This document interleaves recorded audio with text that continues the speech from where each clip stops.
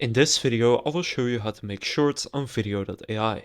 So first what you want to do is open up the Vidyo.ai website either on your phone or on your desktop. And then here it says drop a YouTube link. And here you just want to paste in a link to some kind of a podcast on YouTube, because that is what usually does best, but you can also do different types of videos. But here I've just uploaded a Alex Hormozy podcast, so if I now click on get free clips, you can get started completely for free.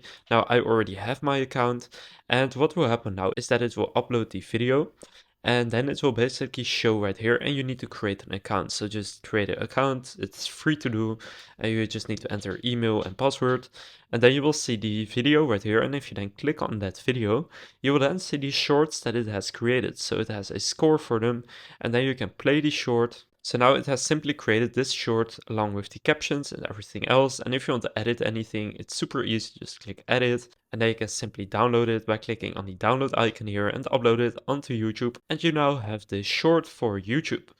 So now you know how to create shorts using Vidyo.ai. If this video was helpful, please consider leaving a like and subscribing to my channel. With that being said, I will see you in the next video.